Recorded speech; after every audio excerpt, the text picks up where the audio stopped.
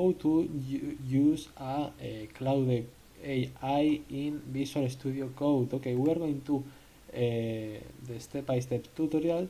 Okay, and go to the Visual Studio Code, click, okay, and here we are going to the view, go to the extensions here, okay, or Ctrl Shift X, okay, and here you search extension, you search Claude, okay, Claude Code for Visual Studio Code, okay, and you install, you wait, okay, and here we're going to the go to the Claude here, okay, you click and go to the Claude.ai subscription, open and you sign in, okay, in the Google or for your email, okay, and you use the Claude AI in Visual Studio Code. Bye bye.